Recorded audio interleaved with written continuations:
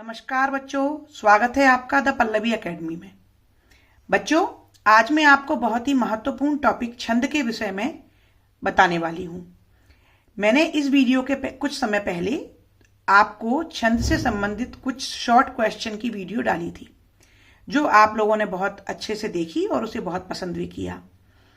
तो आपके एग्जाम्स की तैयारी को देखते हुए, चूंकि ये बहुत ही महत्वपूर्ण टॉपिक है और इसमें से बहुत सारे ओटी टाइप क्वेश्चंस आते हैं, मैं यहाँ पर संक्षिप्त में आपको छंद के विषय में बताने का प्रयास करूंगी। तो चलिए हम सीधे अपने टॉपिक पर चलते हैं। लेकिन टॉपिक को समझने से पहले आप मेरे चैनल को सब्सक्राइब जरूर करें, जिससे कि मैं ऐसी ही अन्य विषयों पर और अन्य टॉपिक्स पर आपको छोटी छोटी वीडियो बनाकर दे सकूं। तो बच्चों, छंद क्या है? जिस कविता या काव्य में मात्रा, वर्ण, गण, यति और लय आदि का विचार करके शब्द योजना की जाती है, उसे छंद कहते हैं। बच्चों, जैसे आजकल आप गीत सुनते हैं, फिल्मी गीत, कोई सा भी गीत सुन लें जो आपको सुनने में पसंद आए, अच्छा लगता हो, आपने कभी विचार किया है कि ये गीत कैसे लिखे गए होंगे? अच्छा, क्या आप कहानी को गा सकते हैं या आप निबंध को गाकर बता सकते हैं? नहीं ना।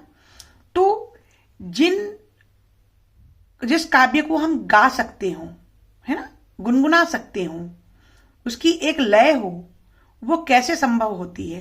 तो बच्चों, वहां पर जो उस गीत को लिखने वाले गीतकार हैं, वो उन शब्दों का प्रयोग ऐसे करते हैं कि उनके द्वारा लिखी गई वो पंक्तियां गाने योग्य बन जाती हैं। अर्थात इसका मतलब ये हुआ कि वो उन पंक्तियों को लिखते हुए अपने उस लेखनी में शब्दों का कुछ विशेष प्रयोग करते हैं, उसमें गति का भी प्रवेश होता है, उसमें जो मात्राएं हैं, लय बनाने के लिए निश्चित मात्राओं का भी वो प्रयोग करते हैं। तो इसीलिए प्रत्येक गाने की एक लय होती है ना। सभी गानों की लय अलग अलग होती है, तो वो ऐसे क्रम में लिखे जाते हैं कि यदि आप उनकी लय बिगाड़कर उन गानों को गाना चाहेंगे तो आपको वो सुनने में बिल्कुल भी अच्छे नहीं लगेंगे। तो इसका अर्थ हुआ कि जिस कविता या काव्य में लेखक या रचनाकार, लेखक तो गद्य के होते हैं लेकिन मैं रचनाकार शब्द प्रयोग करूंगी, कवि या रचनाकार मात्रा, वर्ण, गण, यति और लय का ध्यान रखते हुए शब्दों को विशेष प्रकार से लिखते हैं, जिससे कि वो एक गायक योग्य रचना बन जाती है, उसे हम छंद कहते हैं। परिभाषा: शाब्दिक अनुशासन का नाम छंद है। शाब्दिक अनुशासन का मतलब शब्दों को व्यवस्थित क्रम में लिखकर जब वो एक विशेष प्रकार की गेय रचना होती है, जिसे आप गा सकते हैं, जिसकी एक विशेष लय बन जाती है, उसे हम छंद कहते हैं। जैसे बच्चों, उदाहरण के लिए देखिए, उदाहरण के लिए आपने रामचरितमानस यदि आपके यहाँ आसपास होती हो तो आपने माइक में कभी सुना है कि उसकी एक विशेष लय होती है, क्योंकि उसमें दोहा, चौपाई, सोरठा, छप्पय आदि छंदों का प्रयोग हुआ है। जैसे एक उदाहरण मैं लेती हूं: बतरस लालच लाल की मुरली धरी लुकाए, सोह करे भौहनी हंसे देन कहे नट जाए। बच्चों, ये एक विशेष तर्ज है। जब बिहारी जी ने ये दोहा लिखा तो इसमें शब्दों का प्रयोग इस प्रकार से किया कि इसकी ये दोहे की तर्ज बन गई, है ना। इसी प्रकार से एक अन्य उदाहरण लेते हैं: सुनत लखन के बचन कठोरा, परसु सुधार धरेहु कर घोरा, अवजनि देहु दोष मोहि लोगु, कटुवादी बालक बद जोगु। तो बच्चों, मैंने ये 4 लाइनें अलग अलग तरीके से पढ़ी और दोनों का जो मेरी लय थी, जो तर्ज थी, वो अलग अलग थी। तो ऐसा इसलिए है क्योंकि जब रचनाकार ने इन पंक्तियों को लिखा तो वहां पर उन्होंने मात्रा का विशेष प्रयोग किया, गण, यति, लय आदि का जब विचार किया जाता है तो उस रचना को हम छंद में परिवर्तित कर लेते हैं या उसे हम छंद कहते हैं। तो समझे बच्चों, छंद क्या? जिस कविता या काव्य में मात्रा, वर्ण, गण, यति, लय आदि का विचार करके शब्द योजना की जाती है, उसे छंद कहते हैं। उम्मीद है आपको छंद थोड़ा समझ में आया होगा। अच्छा, छंद में क्या होता है? मात्रा। देखो बच्चों, मात्रा का छंद की गणना करने के लिए किया जाता है। प्रत्येक छंद में अलग अलग प्रकार से अलग अलग गिनती में मात्राओं का प्रयोग होता है। तो छंद की गणना के लिए मात्राओं का प्रयोग किया जाता है। मात्रा के दो प्रकार हैं, ह्रस्व या लघु। तो यहां इसको हम गिनते समय 1 नंबर देते हैं। दीर्घ या गुरु, इसको हम ये एस का आकार देते हैं और इसको हम 2 अंक में गिनते हैं, मतलब इसको 2 अंक दिए जाएंगे। तो मात्रा। यति, छंद को पढ़ते समय जहां रुका जाता है, छंद को पढ़ते समय जहां रुका जाता है, जैसे बतरस लालच लाल की मुरली धरी लुकाए। तो बतरस लालच लाल की, मैं यहां रुकी, फिर मुरली धरी लुकाए, तो मैंने 2 जगह विराम लिया, थोड़ा थोड़ा रुकी। तो इस छंद को पढ़ते समय जहां रुका जाता है या जहां थोड़ा विश्राम लिया जाता है उसे हम यति कहते हैं। इसके बाद आता है अगला गति। गति क्या है? गति का अर्थ है प्रवाह। ओटी में पूछ लिया जाता है गति का अर्थ, तो गति का अर्थ होता है प्रवाह, अर्थात छंद को पढ़ते समय प्रवाह एक सा हो। जैसे मैंने अभी गाकर बताया, बतरस लालच लाल की मुरली धरी लुकाए, सोह करे भौहन हंसे देन कहे नट जाए। तो ये जो एक सा प्रवाह है दोहे का, गाने की जो लय है, उसको हम कहते हैं गति। लय, छंद पढ़ने की शैली को हम लय कहते हैं। ये जो मैं बता रही हूं यति गति लय, ये ओटी टाइप क्वेश्चंस में पूछा जाता है। छंद पढ़ने की शैली क्या कहलाती है बच्चों? लय। तुक, तुक क्या है? पद के चरणों के अंत में जो समान स्वर आते हैं। उदाहरण के लिए देखो, धरी लुकाए, ये काय आए है ना, और नीचे क्या आया है? नट जाए। तो ये दोनों लास्ट में आए और काय, ये जो समान स्वर आए, इनसे एक तुक बनी।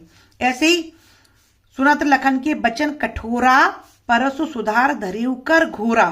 तो ये जो अंत में समान स्वर आते हैं, इनको हम क्या कहते हैं? इनको हम तुक कहते हैं। गण, 3 वर्णों के समूह को गण कहते हैं। बेटा, इन गण का प्रयोग या वर्णों का प्रयोग हम वर्णिक छंद में करते हैं। मात्रिक छंद में मात्राओं की गणना की जाती है और वर्णिक छंद में वर्णों से गणना की जाती है। वर्णिक छंदों में वर्ण की गणना की जाती है। गणों के 8 रूप हैं। गण कितने प्रकार के हैं? 8 प्रकार के। यगण, मगण, तगण, रगण, जगण, भगण, नगण और सगण। इनको शॉर्ट में याद करने का एक सूत्र है, यह माता राजभान सलगा। यह माता राजभान सलगा। यगण, मगण, तगण, रगण, जगण, भगण, नगण, सगण। ठीक है बच्चों, तो ये 8 गण होते हैं। जब मैं कभी किसी वर्णिक छंद पर जब वीडियो बनाऊंगी तो मैं इन गणों को विस्तार से आपको समझाऊंगी कि इनको गिनने का या इनकी गणना करने का क्या तरीका है। छंद के प्रकार। बच्चों, छंद के 2 प्रकार होते हैं, यानी कि 2 प्रकार के छंद होते हैं। नंबर 1 मात्रिक छंद। मात्रिक छंद से आशय ऐसे छंद हैं जिनको हम मात्रा के आधार पर जिसकी गिनती करते हैं, जैसे कि दोहा और चौपाई। वर्णिक छंद में काव्य रचना में वर्णों की गणना की जाती है। अक्सर ओटी में पूछा जाता है कि जिन काव्य रचनाओं में मात्रा की गणना की जाती है वो क्या होती है। तो मात्रा जहां लिखा है वहां आप मात्रिक छंद लिखेंगे, जहां वर्ण लिखा आ जाए वहां आप वर्णिक छंद लिखेंगे। ठीक है, तो बच्चों ये छंद के प्रकार हैं, मात्रिक छंद और वर्णिक छंद। तो अभी हम मात्रिक छंद के बारे में बात करेंगे, दोहा और चौपाई। तो मात्रिक छंद में मात्राओं की गणना कैसे की जाती है, ये मैं आपको एक उदाहरण के द्वारा समझाऊंगी। बच्चों, मैंने अभी आपको बताया था कि मात्रा 2 प्रकार की हैं। कौन कौन सी? एक तो ह्रस्व यानी कि लघु और दूसरा दीर्घ यानी कि गुरु। तो लघु को हम देते हैं 1 अंक और गुरु को हम देते हैं 2 अंक। तो चलिए हम उदाहरण से समझ लेते हैं कि इनको गिना कैसे जाता है। देखो बच्चों, बतरस लालच लाल की, जहां पर हम रुके यानी कि जहां हमने यति ली, जहां हमने विश्राम किया, वहां एक चरण हुआ, प्रथम चरण। क्या हुआ यहां पर बच्चों? प्रथम चरण। फिर आगे हमने बोला मुरली धरी लुकाए, ये हुआ अपना द्वितीय चरण। क्या हुआ बच्चों? ये द्वितीय चरण। फिर सोह करे भौहन हंसे, यहां तक हुआ तृतीय चरण। और ये हुआ दैन कहे नट जाए, चतुर्थ चरण।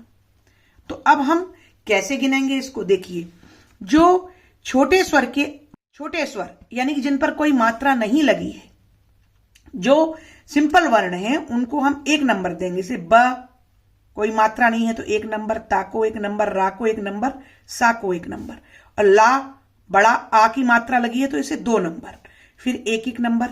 लाल, ला बड़े आ 2 नंबर और ये 1 नंबर। इसी प्रकार से ई की मात्रा लगी है तो यहां 2 नंबर। तो 1 2 3 4 5 6 7 8 9 10 11 12 13। तो पहले चरण में हुई है 13 मात्राएं, मात्रा गिन ली बच्चों।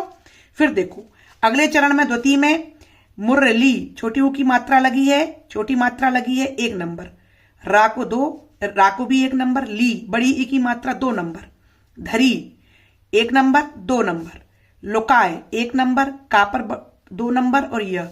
अब इसमें कितनी है 1 2 3 4 5 6 7 8 9 10 11। यह द्वितीय चरण में है 11 नंबर। ऐसे ही तृतीय चरण में है 13 नंबर और चतुर्थ चरण में है 11 नंबर। इसका मतलब यह हुआ कि पहले और तीसरे में 13 मात्राएं हैं और दूसरे और चौथे में 11 मात्राएं हैं। तो बच्चों बताओ ये कौन सा छंद हुआ? ये है दोहा छंद। इसी तरीके से मैं आपको ये वर्क दे रही हूं कि आप यहां पर इन चारों चरणों की मात्राएं आप गिने। पहले की मैं गिनकर बता देती हूं। 1 1 1 1 1 1 2 1 1 1 1 2 2। कितने हुए? 3 3 दूनी 6, 2 8, 9 10 11 12 और 4 16। बाकी 3 को अब आप गिनेंगे। ये आपको मैं कार्य दे रही हूं और जितनी भी आपको मात्राएं इसमें मिले आप चैट बॉक्स पर उसका उत्तर जरूर लिखें। तो बच्चों मैंने आपको समझाने का प्रयास किया है कि कोई भी गीत, कोई भी रचना जिसे आप गा सकते हैं या किसी की गाई हुई रचना जो आप सुन रहे हैं, जो कोई गीत है, उसमें निश्चित रूप से किसी ना किसी प्रकार से विशेष प्रकार से शब्दों की योजना की गई है, विशेष प्रकार से मात्राओं का प्रयोग किया गया है, वर्णों को विशेष प्रकार से लिखा गया है। तो इसीलिए वहां पर कोई ना कोई छंद होता है। जैसे नई कविता जो अभी चल रही है उसमें जो गीत लिखे जा रहे हैं वो भी अपने आप में एक छंद ही है, क्योंकि उन्हें गाया जा सकता है। तो मुझे पूरी उम्मीद है कि छंद से रिलेटेड आपकी सारी जो भ्रम है, जो भी आपकी समस्याएं हैं, वो मैंने जरूर आज यहाँ पर आसान कर दी होंगी। साथ में मैंने आपको शॉर्ट में सारे क्वेश्चन भी रिवीजन दिए हैं इनके इस टेस्ट को हल करने के लिए कि आपको छंद कितना समझ में आया है। आप छंद से संबंधित मेरी बहुविकल्पी प्रश्नों की वीडियो अवश्य देखें, जिससे आपका ये टॉपिक पूरी मजबूती के साथ एग्जाम्स के लिए तैयार हो सके। मुझे उम्मीद है आपको मेरी वीडियो बहुत पसंद आई होगी। आगे की वीडियो देखने के लिए मेरे चैनल को सब्सक्राइब करें, मुझे फॉलो करें, बेल आइकन पर क्लिक करें, जिससे कि आप मेरी सारी वीडियो आराम से देख सकें। आपकी परीक्षा के लिए मेरी अग्रिम शुभकामनाएं। बहुत बहुत धन्यवाद।